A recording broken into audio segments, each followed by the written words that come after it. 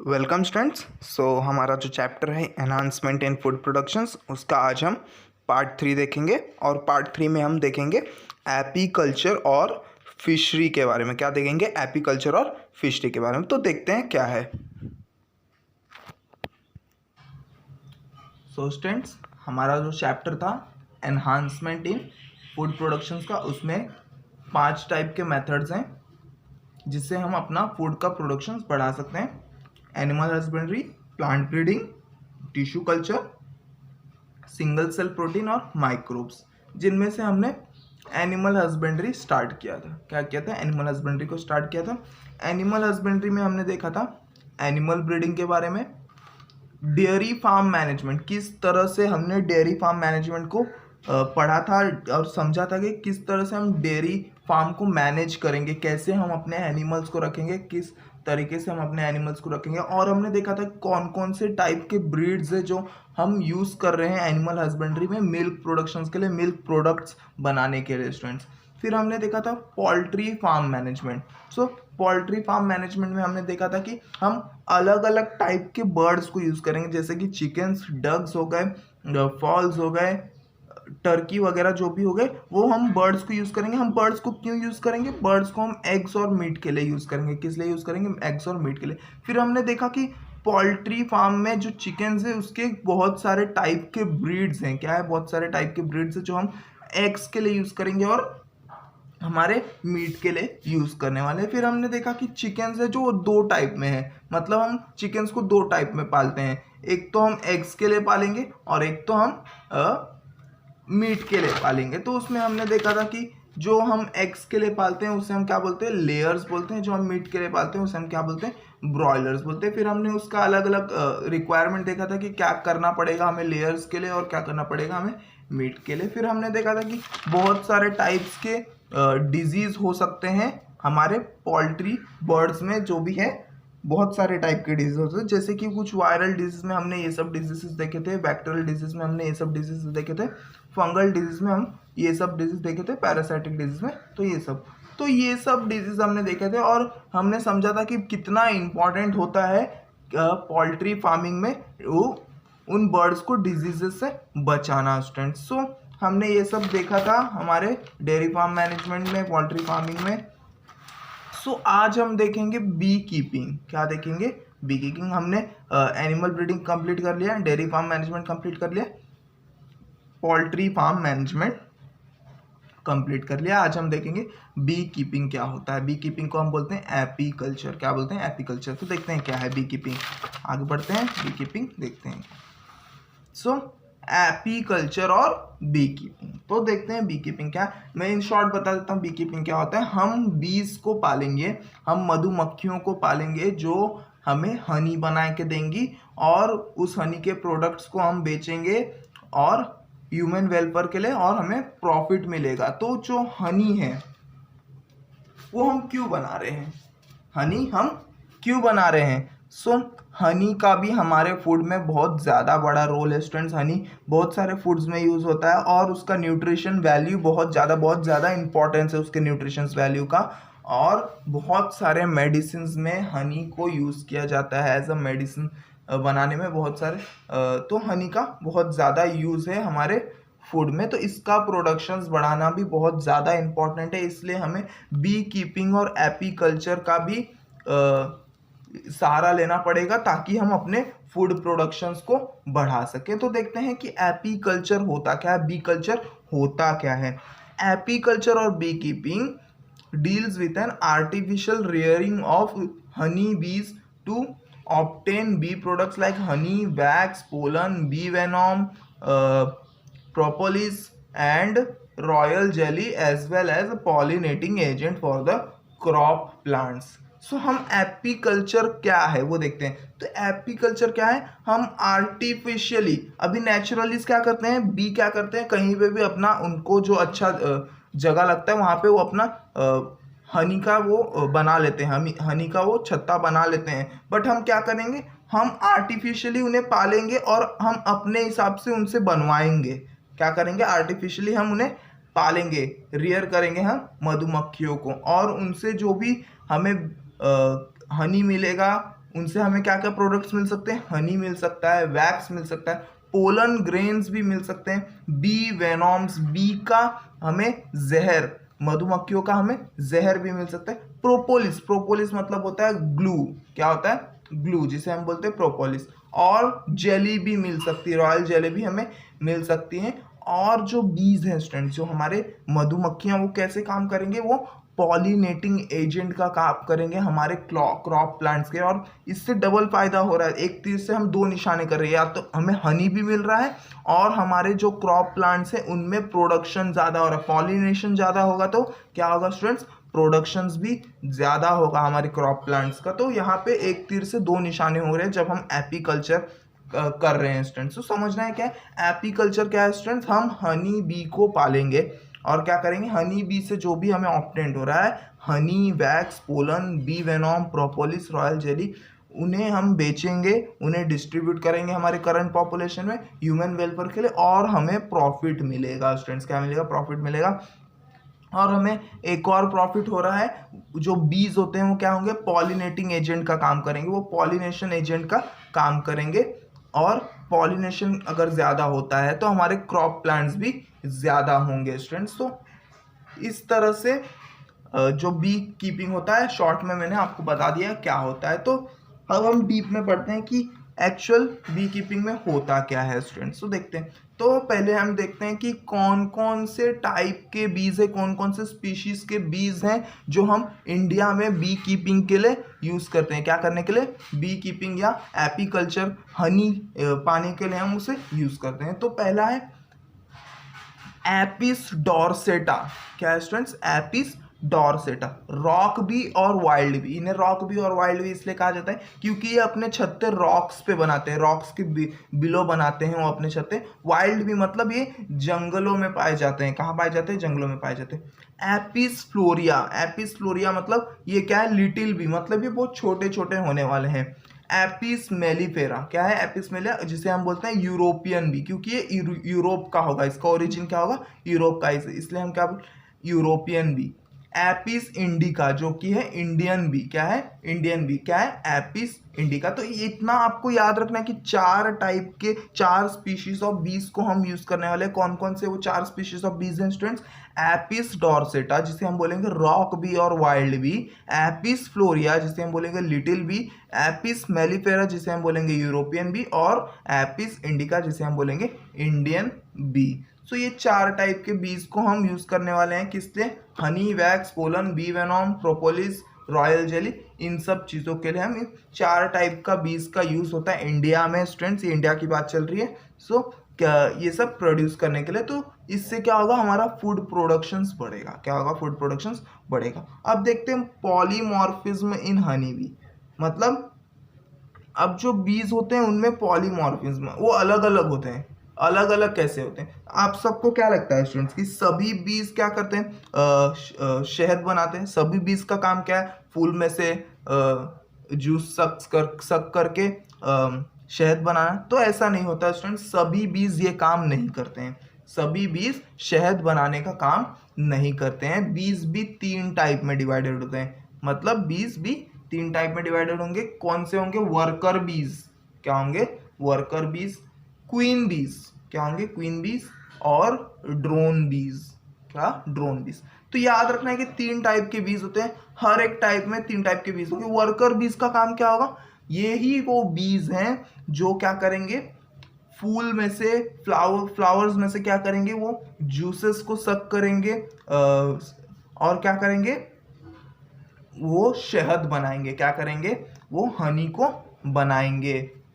Queen बीज का काम क्या है, क्वीन बीज क्या करेंगी, क्वीन बीज ना, सिर्फ क्वीन बीज का काम है मेट करना और एग्स देना, क्या काम है क्वींस का, मेट करना और एग्स प्रोड्यूस करना। वर्कर बीज मेट नहीं कर सकते हैं, क्या नहीं कर सकते, क्वीन के साथ मेट नहीं कर सकते। वर्कर बीज के पास नीचे डंक रहेंगे, क्वीन बीज के पास भी नीचे डंक रहने वाले हैं उनके प्रोटेक्शंस के लिए, या उनके छत्तों के प्रोटेक्शंस के लिए, उनके जो हनी का, उनका जो हनी का वो रहेगा, छत्ता रहेगा, उन्हें प्रोटेक्ट करने के लिए। अब देखते हैं ड्रोन्स क्या है। ड्रोन मतलब होता है स्टूडेंट्स मेल बी, क्या होता है, मेल बी होगा स्टूडेंट्स। मेल बी के पास कुछ नहीं होता है, ना डंक वगैरह कुछ नहीं होगा, और मेल बी का काम सिर्फ है क्वीन के साथ मेट करना। क्या काम है? क्वीन के साथ मेट करना। और क्वीन क्या करेगी? एग प्रोड्यूस करेगी। क्या करेगी? एग प्रोड्यूस करेगी कि ताकि और बीज बने, ताकि और वर्कर बीज बने। तो ऐसे 3 टाइप में डिवाइड होते हैं, वर्कर, क्वीन और ड्रोन्स में।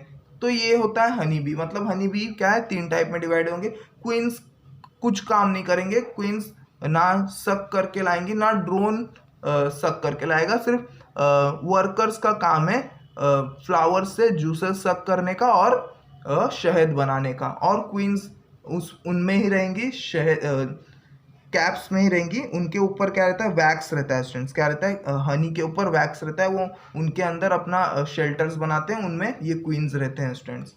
और जो वर्कर्स रहेंगे वो उसके आसपास भटकते रहते हैं, उन छत्तों के आसपास वो भटकते रहते हैं। तो ड्रोन्स और क्वीन रहते हैं वो अंदर रहते हैं वैक्स में। देखते हैं, bee keeping requires equipment like bee hive. तो हम बी कीपिंग कहाँ करेंगे? मतलब बीज को रखेंगे किधर? तो बी हाइव्स रहते हैं, मतलब एक घर टाइप उनका छोटा सा स्ट्रक्चर है स्टूडेंट्स। आपके बुक में उसका एक फोटो दिया है, तो वहाँ आपको देखना है कि क्या है वो। तो मैं यहाँ पे बता देता हूँ उसमें क्या क्या होंगे। तो एक बी हाइव बॉक्स आता है स्टूडेंट्स, उसमें हम बीज को पालते हैं। उसमें हम क्या करते हैं? हमारे मधुमक्खियों को पालते हैं, और मधुमक्खियाँ क्या करती हैं? उनमें ही अपना जो शहद है, हनी है, उसमें बनाते हैं। तो वो बॉक्स विथ कोम्ब फाउंडेशन, क्या स्टूडेंट्स? Comb foundation. उसमें अलग अलग ना लेयर्स रहेंगे। क्या रहेंगे? अलग अलग टाइप के उसमें लेयर्स रहेंगे। तो वही यहाँ पे दिया है। शीट्स, अंदर उनके शीट्स रहने वाली हैं। बी व्हील, तो हमें क्या क्या लगेगा? बी कीपिंग की रिक्वायरमेंट इक्विपमेंट्स क्या है, वो क्या क्या हमें बी कीपिंग के लिए लगेगा वो यहाँ पे बताया है। तो शीट्स होता है जो कि हम बी हाइव के बॉक्स में डालते हैं स्टूडेंट्स, वो शीट्स। बी व्हील मतलब होता है स्टूडेंट्स, जब आप वो हनी निकालने जाएंगे तो आपको चेहरे पे ढकने के लिए net type structure, net type का क्लोथ रहेगा, उसे हम बोलते हैं बी व्हील। स्मोकर मतलब होगा बीज को ना, जब आप हनी निकालने जाते हो ना, बीज को शांत करने के लिए उन्हें धुआं देना पड़ता है, तो अलग टाइप का हमें स्मोकर भी यूज करना पड़ेगा। बी ब्रश, अब जो बीज रहेंगे वो शांत होके क्या होते हैं, हो जाएंगे, वो हनी पे बैठे रहेंगे, तो हम बी ब्रश यूज करना पड़ेगा ताकि वो बीज उन ब्रश से मरे ना। अगर हम उन्हें हटाएंगे उस हनी पे से तो वो मरने नहीं चाहिए, उसके लिए हम स्पेशल टाइप का बी ब्रश यूज करने वाले।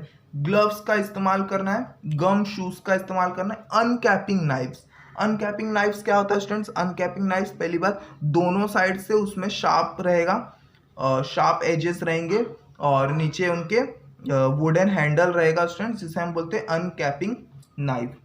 स्वान नेट, अब स्वान नेट मतलब होता है नेट, स्वान मतलब होता है स्टूडेंट्स ग्रुप ऑफ बीज। ग्रुप ऑफ बीज को हम क्या बोलते हैं? स्वान बोलते हैं। तो इनसे बचने के लिए नेट भी चाहिए हमें। अगर वो गुस्से में हो गई तो वो हमें क्या करेंगी? काटने लगेंगी, तो उससे बचने के लिए हमें नेट भी चाहिए। क्वीन एक्सक्लूडर, उसी बॉक्स में हमें क्वीन एक्सक्लूडर भी रखना पड़ेगा ताकि हम क्वींस को अलग रख सकें। क्या कर सकते हैं? क्वींस को अलग रख सकते हैं। क्वींस ही वो है जो कि नए बीज को प्रोड्यूस करने वाली, नए बीज के एग को प्रोड्यूस करने वाली। तो ज़रूरी है कि हम क्वींस को अलग से रखें, उसी हाइव में हम क्वींस को अलग से रखें। और भी अलग अलग हाइव टूल्स हैं स्टूडेंट्स, और भी अलग अलग चीज़ें हैं जो हमें यूज़ करनी है एपीकल्चर के लिए। क्या करने के लिए? एपीकल्चर के लिए हमें यूज़ करनी पड़ेगी। तो हम देखते हैं कि किस तरह से क्या और क्या क्या हमें रिक्वायरमेंट है एपीकल्चर करने के लिए। क्या स्टूडेंट्स? और क्या क्या हमें रिक्वायरमेंट है एपीकल्चर का करने के लिए, और हम किस तरह से हनी का प्रोडक्शन बढ़ा सकते हैं। तो देखते हैं, सिलेक्शन ऑफ सुइटेबल लोकेशन। तो एक ऐसा लोकेशन चूज करना है स्टूडेंट्स, ऐसे टेम्परेचर वाला लोकेशन चूज करना है जहां बीज को हाइव बना, बीज को क्या करने में उनके शहद बनाने में कोई प्रॉब्लम ना हो। ऐसी जगह यूज करना है जहाँ पे फ्लावर्स का भी प्रोडक्शन ज़्यादा होता हो, ताकि जो शहद वो जल्दी जल्दी बन सके स्टूडेंट्स। अगर बीज के बाजू में ही फ्लावर्स मिल जाएंगे, तो स्टूडेंट्स वो बीज क्या करेंगे, जल्दी जल्दी जूसेस को सक करेंगे और फिर वो जल्दी जल्दी शहद को बनाएंगे। तो हमें ध्यान देना है कि हम अच्छा एक सुइटेबल लोकेशन चूज करें। स्टूडेंट्स देखते हैं catching and hiving of swamps. अब हम डायरेक्टली ऐसा तो खरीद नहीं सकते हैं बीज को, तो हमें क्या करना पड़ता है, उन्हें कैच करना। स्वाम्स मतलब हमें बीज के ग्रुप को क्या करना पड़ता है, पकड़ना पड़ता है और उन्हें उस बॉक्स में डालना पड़ता है, उस हाइव बॉक्स में क्या करना पड़ता है, डाल के उन्हें पालना पड़ता है स्टूडेंट्स। सो ये भी बहुत ज़रूरी होता है। कैचिंग एंड हाइविंग स्वाम्स बहुत ही हार्ड काम है स्टूडेंट्स ये, उन्हें कैच करना, वो भी ग्रुप्स में। Management of hives during different season, तो अलग अलग सीजन में, गर्मी, ठंडी, बारिश के टाइम उस हाइव्स को संभाल के रखना, जिनमें हमने बीज को रखा है उस हाइव्स को हमें अच्छी तरह से संभाल के रखना पड़ेगा, अच्छी तरह से उनका ध्यान देना पड़ेगा कि ताकि वो बीज को कोई प्रॉब्लम ना हो। और बीज को अगर प्रॉब्लम होती है तो हनी प्रोडक्शंस में कम ज़्यादा होने वाला है students. Handling and collection of honey, और हनी का कलेक्शंस करना भी बहुत इंपॉर्टेंट है।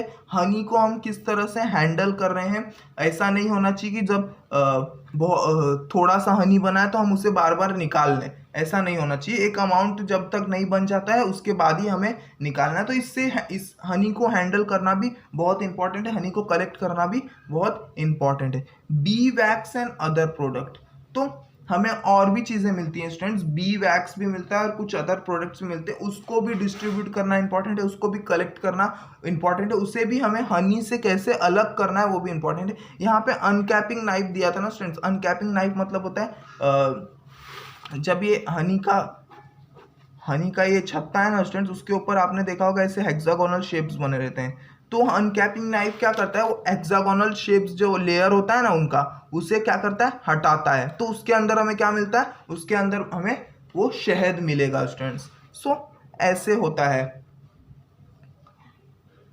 Bee keeping requires periodic inspection for cleanliness of bee hive boxes, और बहुत ज़्यादा इंपॉर्टेंट है कि हमें बार बार देखना चाहिए कि बार बार हमें उसमें क्लीन रखना चाहिए, हमारे जो हाइव बॉक्सेस हैं उसे अच्छी तरह क्लीन रख। अगर वो क्लीन नहीं रहेंगे तो वो बी क्या करेंगे, वो भाग जाएंगे, क्या करेंगे, वो बीज वहाँ से भाग जाएंगे। तो ध्यान देना है हमें, हर टाइम से ध्यान देना है कि वो क्लीन तो है ना, हमारा जो बी हाइव है जिसमें हमने हमारे बीज को रखा है वो क्लीन तो है ना, तो उसमें भी हमें बार बार ध्यान देना चाहिए। एक्टिविटीज़ और बी एंड क्वीन, और हमें बीज के वर्कर्स की एक्टिविटीज़ भी ध्यान देनी चाहिए कि वर्कर्स अच्छे से काम कर रहे हैं कि नहीं कर रहे हैं। अगर नहीं कर रहे हैं तो देखना है कि क्यों नहीं कर रहे हैं, कुछ प्रॉब्लम तो नहीं हुआ है हाइव में, तो वो भी हमें ध्यान देना। क्वींस का भी ध्यान देना है कि क्वींस अच्छी तरह से एग ले कर रही हैं कि नहीं, ताकि क्योंकि जो हमारा फ्यूचर वाला वर्कर बीज रहेगा वो क्वींस ही प्रोड्यूस करने वाली हैं, तो हमें इन सब चीज़ों पे भी ध्यान देना पड़ेगा स्टूडेंट्स। सो ये सब चीज़ें हैं जो हमें एपीकल्चर के टाइम ध्यान देनी है। तो अब हम देखते हैं कंडीशन ऑफ ब्रूड, मतलब कैसा कंडीशन है हमारे हाइव का, वो भी ध्यान देना पड़ेगा। प्रोविजन ऑफ वाटर, अच्छी तरह से उन्हें पानी भी प्रोवाइड करना पड़ेगा हाइव्स में ही स्टूडेंट्स, क्या, क्योंकि हमें बीज को वहीं रखना है तो वहीं पे उनको सब चीज़ें प्रोवाइड करनी पड़ेगी, तब जाके वो बीज वहाँ पे रहने वाले हैं स्टूडेंट्स, तब जाके वो बीज वहाँ पे रहेंगे स्टूडेंट्स। सो ये सब चीज़ें ध्यान देनी है। तो सबसे अच्छा जगह जो रहेगा, सबसे अच्छी जो जगह है जहाँ पे हम बी हाइव्स को लगा सकते हैं वो है स्टूडेंट्स खेत के बाजू में, जहाँ पे भी खेती हो रही वहाँ के बाजू में, क्योंकि वहाँ से हमें एक तीर से दो निशाने होने वाले हैं। या हम बीज को भी पाल लेंगे, बीज को नज़दीक में ही फ्लावर्स मिल जाएंगे उस खेत के जो प्लांट्स रहेंगे, और क्या होगा, बीज पॉलिनेटिंग एजेंट है।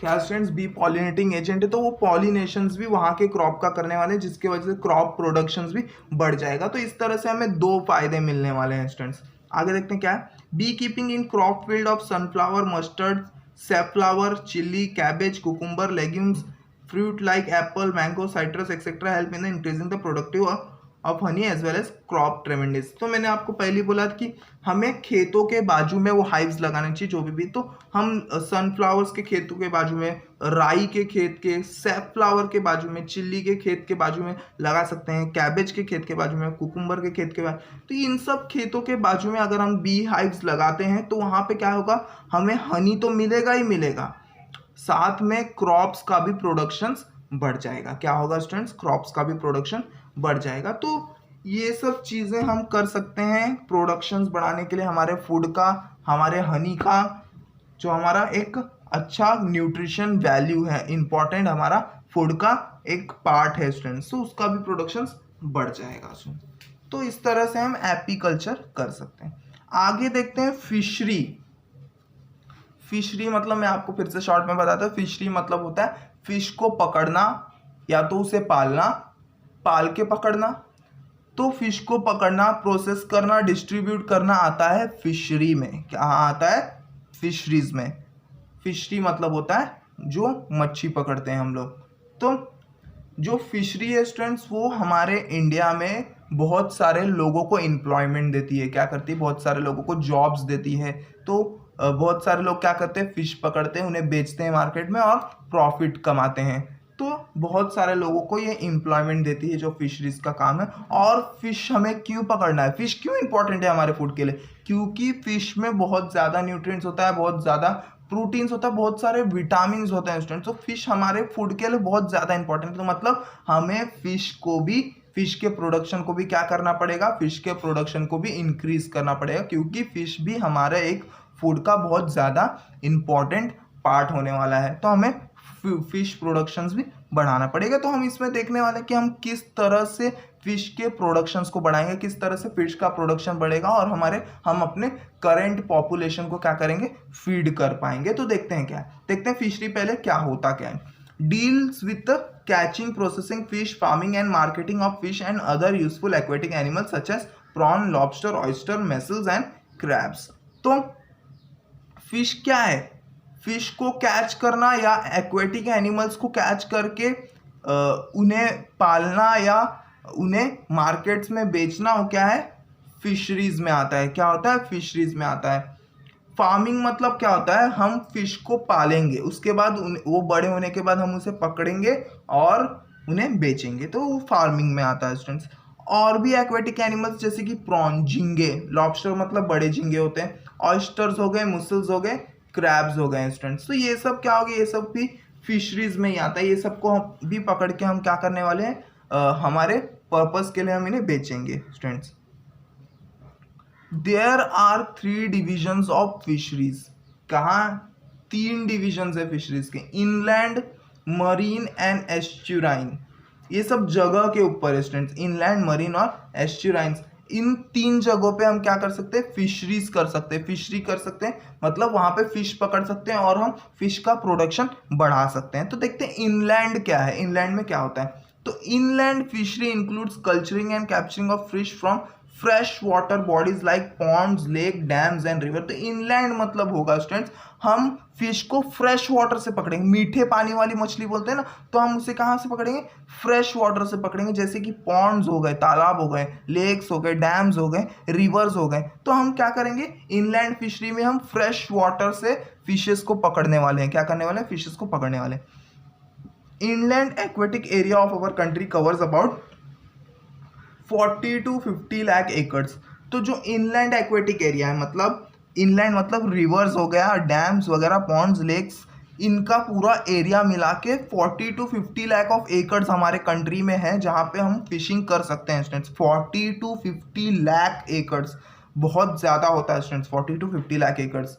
पर पॉपुलेशन के हिसाब से ये भी कम हो रहा है अब। तो इतना हमारे पास एक्वेटिक एरिया है, फ्रेश वाटर का एक्वेटिक एरिया है हमारे पास 40 to 50 लाख, जहाँ पे फिशेस अवेलेबल है पकड़ने के लिए हम उसे पकड़ के बेच सकते हैं। तो ये ध्यान रखना है, वो इनलैंड फिशरीज में इंक्लूड होने वाला है। किस में इंक्लूड होना है? इनलैंड मतलब अंदर, इनलैंड नाम से ही पता चल रहा है ना, इनलैंड अंदर के लैंड में, तो वहाँ से हमें फिश मिलेगा। The common fresh water fish are labeo, rohita, catla, cirrhina, mrigala and other carps. तो ये सब कुछ टाइप के फिश है, जैसे कि लेबियो हो गया, रोहिटा हो गया, कटला, cirrhina, mrigala and other carps. ये सब कुछ टाइप के फिश हैं स्टूडेंट्स, जो हमें कॉमन फ्रेश वाटर में मिल जाते हैं, मतलब मीठे पानी वाली फिश बोलते हैं ना स्टूडेंट्स।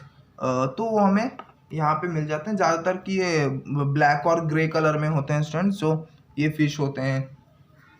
तो ये हमें मीठे पानी में मिलते हैं स्टूडेंट्स। सो ये सब कुछ फिश के नाम है, वो आपको याद रखना है, इंपॉर्टेंट है स्टूडेंट्स। आपको पूछा जाएगा इनलैंड फिशरीज पे नोट लिखो, शॉर्ट नोट लिखो, तो आपको ये पूरा लिखना पड़ेगा स्टूडेंट्स। सो अब हम देखते हैं मरीन फिशरीज। क्या देखेंगे? मरीन फिशरी क्या होता है। तो ध्यान दें, मरीन नाम आ रहा है मतलब ओशियंस में फिशरी होने वाली है। किस में होने वाली है?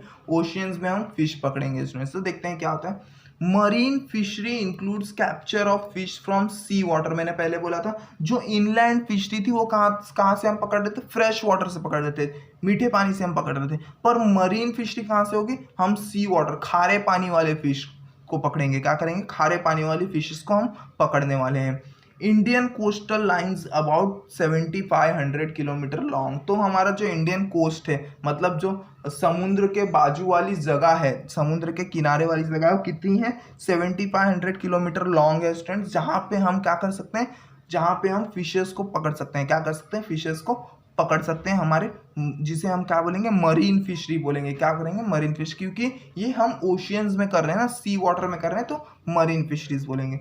The common marine fish are harpadon, जिसे हम बॉम्बे डक भी बोलते हैं, बोम्बिल, मराठी में बोलते हैं बोम्बिल स्टूडेंट्स। तो कुछ कॉमन मरीन फिशेस है जो हमें बार बार देखने को मिल जाएंगी। तो हेरपाडॉन, बॉम्बे डक जिसे हम बोलते हैं बॉम्बिल, क्या बोलते हैं? बोम्बिल मराठी में बोलते हैं। सार्डिनेला, सार्डिन, ये तो कॉमन फिश है, सार्डिनेला स्टूडेंट्स। रेस्ट्रालिगर, मैकरेल, ये भी एक टाइप का फिश है स्टूडेंट्स जो हमें मिलता है। स्ट्रोमेटिस, क्या है स्ट्रोमेटिस? पॉम्फ्रेट, मराठी में पाम्पलेट बोलते हैं इसे। क्या बोलते हैं? पाम्पलेट बोलते हैं।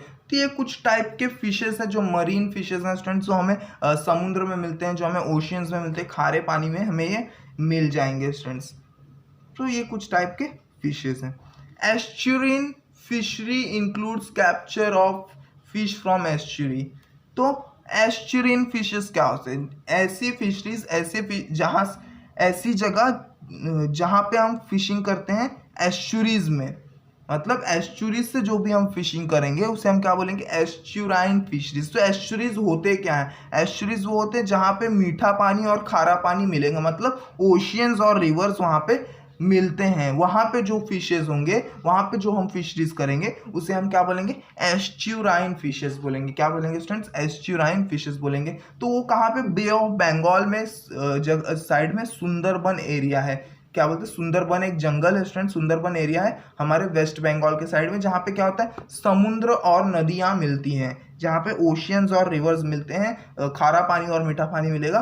और जहाँ वहाँ पे जो हम फिशेस पकड़ेंगे उसे हम क्या बोलेंगे? एस्चुराइन फिशेस बोलेंगे। तो याद रखें, जहाँ पे भी रिवर और समुद्र मिलते हैं उसको हम क्या बोलते हैं? एस्चुरीज बोलेंगे। और एस्चुरीज में जो भी फिशिंग हम करेंगे उसे हम क्या बोलेंगे? एस्चुराइन फिशरी बोलेंगे। क्या बोलेंगे स्टूडेंट्स? एस्चुराइन फिशरीज बोलेंगे। तो अब हम देखते हैं कि फिशरी के लिए क्या क्या इंपॉर्टेंट है। फिशरी जो हमारा काम है, फिशरी जो हमारा बिजनेस है, जिसकी वजह से हम फिश का प्रोडक्शन बढ़ा रहे हैं और हमारे करंट पॉपुलेशन को फीड करा रहे हैं, उसमें हम क्या क्या चीज़ें हैं जो हमें करनी है वो देखते हैं। तो पहली बात है students, selection of suitable site. Fishing के लिए हमें एक अच्छी जगह ढूंढनी है, अच्छी ऐसी जगह ढूंढनी जहाँ पे हमें large amount of fishes 12 months मिले, पूरे साल भर हमें वहाँ पे लार्ज अमाउंट ऑफ फिशेस मिलते रहे, ऐसी हमें जगह ढूंढनी। ये नहीं कि ये साल वहाँ पे फिशेस मिल रही अगले साल नहीं मिल रही। तो वहाँ सिलेक्शन भी आपको अच्छे से करना है। एस्कवेशन ऑफ पॉन्ड्स, क्या स्टूडेंट्स? एस्कवेशन ऑफ पॉन्ड्स, पॉन्ड्स में भी हमें ध्यान देना है कि वहाँ पे फिशेस हैं, तो वो भी हमें ध्यान देना है कि कब हमें वहाँ पे फिशेस पकड़नी, क्योंकि पॉन्ड्स में क्या होता है? पानी एक ही जगह पे रहता है, फ्लो नहीं होता है। तो पॉन्ड्स में हमें ध्यान देना है कि फिशेस जो रहेंगे वो हमें टाइम टू टाइम पकड़ना है, ऐसा नहीं कि एक ही बार में सब फिशेस पकड़ लेंगे, तो वो भी हमें ध्यान देना है। Requirement of hatchery tanks. अब क्या होता है स्टूडेंट्स, जब हम फिश को पालते हैं, किस लिए? फिशरी पर्पस के लिए, मतलब बिजनेस पर्पस के लिए जब हम फिश को पालते हैं तो हमें एक हैचरी टैंक बनाना पड़ता है। हैचरी टैंक मतलब जब फिश एग्स ले करेंगे तो उस एग्स को हम एक टैंक में डाल देंगे। क्या करेंगे? उस टैंक्स में डाल देंगे जहां पे वो हैच होंगे, जो एग्स वहां पे हैच होंगे और वहां पे फिश में वो चेंज हो जाएंगे और वहीं पे वो रहेंगे। तो ऐसे हमें अलग अलग टैंक्स बनाने पड़ते हैं। जो भी अगर फिश पालते हैं तो वहां पे ना स्टूडेंट्स ऐसे टैंक्स बने रहते हैं, ऐसे अलग अलग टैंक्स बने रहते हैं, वहां पे फिश को पाला जाता है, वहां से पकड़ा जाता है और प्रोड्यूस किया जाता है। तो यहाँ पे समझो हमारे ओरिजिनल फिश होंगे, यहाँ पे हमने एग्स को रखा है, यहाँ पे वो हैच होंगे, फिर यहाँ के जो फिश होंगे उसे हम इसमें डालेंगे। यहाँ पे हो सकता है सबसे बड़े वाले फिश हों, तो यहाँ पे अलग स्पीशीज का फिश हो, तो हो सकता है कि ऐसे अलग अलग टैंक्स बनाए जाएंगे जिसमें हम अलग अलग टाइप के फिश रखे जाएंगे। नर्सरी टैंक्स मतलब जो हैचरी के बाद हमें फिश मिलेंगे उसे हम क्या करेंगे, एक नर्सरी टैंक में डाल देंगे। समझो यहाँ पे हैच हो गए हमारे फिश, तो उसे हम क्या करेंगे, इस टैंक में डाल देंगे, जिसे हम क्या बोलेंगे, नर्सरी टैंक बोलेंगे। क्या बोलेंगे, नर्सरी टैंक। रियरिंग टैंक्स, अब हम इन फिश को क्या करेंगे, पालेंगे। तो इन फिश को पालने के लिए हम एक और टैंक यूज करेंगे, रियरिंग टैंक्स। क्या करेंगे, रियरिंग टैंक्स। तो यहाँ पे हम क्या करेंगे, उन्हें थोड़ा खिलाएंगे पिलाएंगे, थोड़ा बड़ा करेंगे स्टूडेंट्स। स्टॉकिंग टैंक्स और पॉन्ड, फिर थोड़ा बड़ा करने के बाद हम उसे क्या करेंगे, हम उन्हें पॉन्ड्स में छोड़ देंगे। क्या करेंगे, हम उन्हें पॉन्ड्स में छोड़ देंगे, या तो कोई बड़ा टैंक रहेगा उसे हम छोड़ देंगे। और जब वो और बड़े हो जाएंगे तो क्या करेंगे, उन्हें पकड़ के हम सेल कर देंगे और हमारे करंट पॉपुलेशन को फीड करेंगे। वाटर सोर्स, अब एक अच्छा वाटर सोर्स होना चाहिए स्टूडेंट्स आपके पास। ये नहीं कि आप एक हफ्ते तक यही पानी रखेंगे, आपको ये पानी भी चेंज करना है। अगर आपने पानी नहीं चेंज किया तो हो सकता है वाटर में अलग अलग टाइप के माइक्रोब्स होंगे स्टूडेंट्स, जो क्या करेंगे, फिश को डिजीज कर देंगे। और एक मछली को डिजीज हुआ तो मतलब सब मछलियां डिजीज होने वाली है। पानी में अगर कोई डिजीज फैलता है तो बहुत जल्दी फैलेगा स्टूडेंट्स। मैन्योर्स मतलब उन्हें अच्छी तरह से आपको खाना भी देना स्टूडेंट्स। तो ये सब भी बहुत ज़्यादा इम्पॉर्टेंट है स्टूडेंट्स। क्या है, बहुत ज़्यादा इम्पॉर्टेंट है।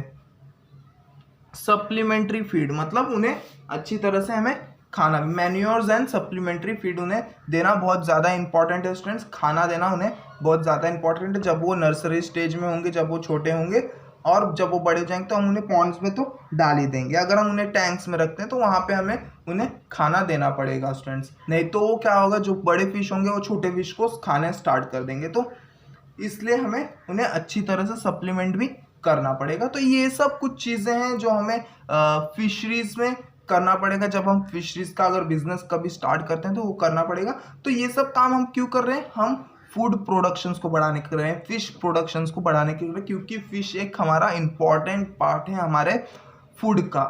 तो ये सब चीज़ें हमें करनी ही पड़ेंगी हमारे पॉपुलेशंस को फीड करने के लिए। तो आगे देखते हैं। After catching the fishes, fish spoilages is prevented by different preservation methods like chilling, freezing, fridge drying, sun drying, smoke drying, salting and canning। ठीक है स्टूडेंट्स, फिश को तो पकड़ लिया, क्या किया, फिश को तो पकड़ लिया। उसके बाद क्या होगा, फिश को पकड़ने के बाद फिश डेथ हो जाएगा। फिश डेथ हो जाएगा, क्या होगा, उसकी बॉडी क्या होगी, उसकी बॉडी रोट होना स्टार्ट हो जाएगी, सड़ना स्टार्ट हो जाएगा। और फिर सड़े फिश को तो कोई खाएगा नहीं ना, तो उससे स्पॉइल होने से बचाने के लिए तो हम अलग अलग प्रिजर्वेशन मेथड्स यूज़ करते हैं। क्या करते हैं, अलग अलग प्रिजर्वेशन मेथड यूज़ करते हैं। अलग अलग उसे प्रिजर्व करने के लिए, उस फिश के बॉडी को प्रिजर्व करने के लिए हम अलग अलग टाइप्स के मेथड्स यूज़ करें। जैसे कि चिलिंग मतलब होगा स्टूडेंट्स, हम उसे ठंडी जगह में रखें। क्या करें, ठंडी जगह में रखें। फ्रीजिंग, या तो फ्रीज कर दें, क्या कर दें, फ्रीज कर दें, एकदम से जमा दें। फ्रीज ड्राइंग मतलब होता है स्टूडेंट्स यहाँ पे उसे इतने ठंडी जगह में रख दें, पर वहाँ ऐसे ठंडी जगह में रखें जहाँ पे वो ठंडी हो जाए पूरी तरह से, बट फ्रीज ना हो। क्या हो, फ्रीज ना हो, पर पूरी तरह से वो ठंडी हो जाए, जिसे हम बोलते हैं फ्रीज ड्राइंग। सन ड्राइंग, या तो हम एकदम से सुखा दें। आपको मालूम है कि सूखे मछलियाँ मिलती हैं, सूखे झींगे मिलते हैं, सूखा बोम्बिल मिलता है, तो वो क्या है, सन ड्राइंग मेथड है, जिसके वजह से वो फिश क्या होता है, बहुत सारे दिनों तक, बहुत ज़्यादा दिनों तक वो अच्छा रहता है स्टूडेंट्स। स्मोक ड्राइंग, या तो हम स्मोक का इस्तेमाल करके उन्हें ड्राई कर दें। सॉल्टिंग, या तो हम उन्हें सॉल्ट्स में रखें ताकि उनकी बॉडी अच्छे से उसी तरह वो बनी रहे। कैनिंग, या तो हम उन्हें केन्स में डाल दें। बाहर कंट्रीज में क्या होता है स्टूडेंट्स, उन्हें केन्स में डाल दिया जाता है, कैंस में डाल दिया जाता है, बट इंडिया में कैंस का प्रोसेस नहीं होता, क्योंकि यहाँ के जो लोग हैं वो कैंस नहीं लेते हैं। अगर हम फिश कैंस में भर के बेचना स्टार्ट कर देंगे तो यहाँ के लोग उस कैंस को नहीं लेंगे स्टूडेंट्स।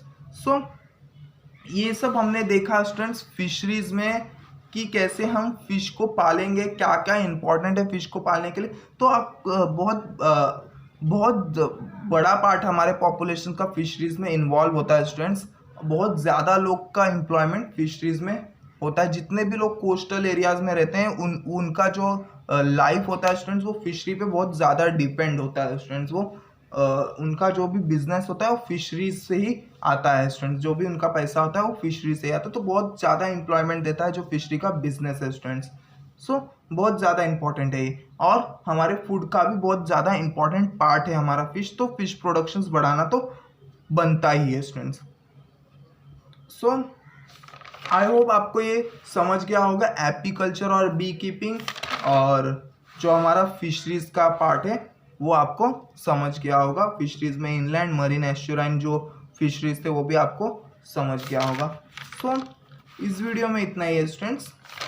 सो हमने क्या कंप्लीट कर दिया है स्टूडेंट्स, हमने कंप्लीट किया है हमारे एनिमल हस्बेंड्री का बी कीपिंग वाला पार्ट, एपीकल्चर वाला पार्ट और फिशरीज वाला पार्ट कंप्लीट हो चुका है। अब बचा है सेरीकल्चर और लैग कल्चर। तो अगले वीडियो में हम देखेंगे कि सेरीकल्चर क्या होता है और लैग कल्चर क्या होता है। तो इस वीडियो में इतना ही है स्टूडेंट्स, देखते हैं अगले वीडियो में सेरीकल्चर क्या होगा।